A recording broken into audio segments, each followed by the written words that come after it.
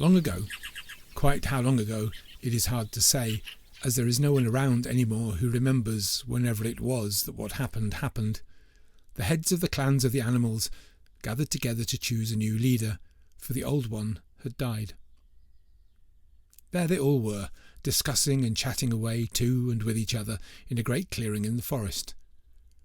The longer they debated the matter, the more they were unable to decide which of them should have the great responsibility of taking over the leadership. The discussions were getting quite heated. Finally, it was decided that each of them, those that really believed they had the wherewithal of gaining the trust of the others, that is, should be given the chance to say a few words so as to put their case across as to why they should be chosen to be the new leader. Squirrel, for example, didn't think it worth his while to try. Though being an expert at hoarding food for the future, he knew very well nobody would trust him, seeing as he usually forgot where he had stashed it all.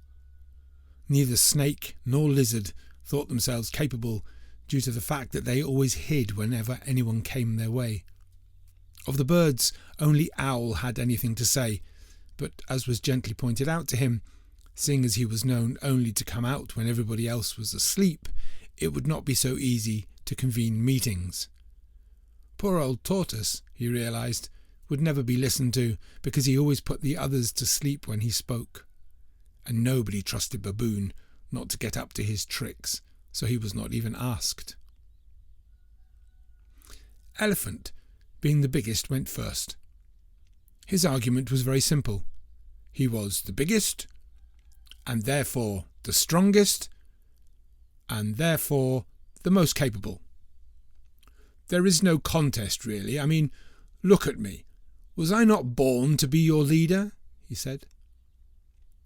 Indeed, you are big and strong, said Hippo, but so am I. Wherever I go, it is obvious that I am the most magnificent of animals. I live amongst those that live on the land, as well as those that live in the water. Surely that makes me not only strong, but also understanding. Fine words, dear Hippopotamus, said Hyena, but you are too serious. I, on the other paw, have humour as well as sobriety. A leader needs both, don't you think? To be a leader, one must have a smile as well as a frown. Goodness me, you are all quite silly. If any of us is to become leader, it must surely be the most magnificent of us, the most splendid, as well as the strongest and most tenacious. That surely means me, said Lion, and the animals began to murmur in and out of agreement. Hold on. I want to say a few words about this, if you don't mind, said Donkey. I wish to point out that I am a thinker, and as such should be put in charge. I can find a solution to any problem. That makes me wise. So can I, said Hare. In fact, I am a genius of a sort. I seem quite mad, but there is nothing mad about me. I look strange with my big ears, but that means that I can listen. That is what a leader must do. Above all, listen.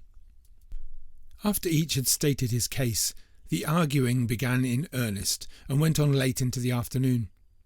Then the Hare piped up again. I think I have the answer to our problem. Each must prove their worth by showing how well and how clearly they can speak. Oh, and how loudly as well. Surely that is what is required of a great leader and a politician, to be louder than the rest. The animals were in agreement. How do you suggest we test this out, then? Asked Lion. We shall all take a walk, as far as the top of that mountain, and from there we shall call back to our wives and ask them to cook us a supper. Which of them hears clearly what is required will become the leader's wife. Now every one of those animals thought that they would win that contest, so they all agreed. They set off immediately. As they walked along, each, with great self-confidence, began to warm up their voices. They were so occupied with this that nobody noticed Hare slip off and sprint back to his house. There he told his wife to prepare a meal fit for elephant, hippopotamus, hyena, lion, donkey, and himself, and have it all ready for that evening. Then he dashed back along the dusty road and slipped into the procession which was headed for the mountain. They gathered together and decided that Elephant should begin. He swung his trunk up into the air, filled his lungs as full as he could, and let out a tree-shaking, rock-rolling roar. "Very impressive," said Hyena, who stretched out his neck and howled to the sky, but soon burst into laughter. "Oh dear," said Hippo, who, taking a steady stance and filling up with air right down to his belly, proceeded to let out a sound that shook even the ground beneath them all. When Donkey flared his nostrils in the direction of the village, he let out a sound which, had one not have known it was Donkey, would have terrified even the bravest. "Not bad," said Lion, "but listen to this." His mane quivered, his muscles rippled, and his tail whipped from side to side as he roared a roar that only lions can. The other animals quaked in their fur. Then it was Hare's turn. The other animals were still in shock at the sound of Lion, and thought perhaps that it had deafened them, for the sound that Hare made was barely audible. Indeed, Hyena began to laugh again. "Well, that's done. Now we shall see which of our wives has prepared a meal." When they came to Elephant's house, they found his wife to be sweeping the floor. She had not heard a thing. The wife of Hippopotamus was busy teaching the children, and had also failed to hear her husband. Likewise with Hyena's wife, who was having a laugh with her next-door neighbour over the fence. Donkey was quite disappointed to learn that his wife had taken an afternoon nap and hadn't heard a thing either. Even Lion had to admit defeat, as his wife had been in the garden clearing away the weeds. None of them had heard their own husband, or indeed any other husband, calling from the mountain. Hare, however, was quite sure of his plan, and invited them all around to dine with them. As the animals trooped along to Hare's house, they were quite mocking of him. "Big ears, maybe, little voice, though.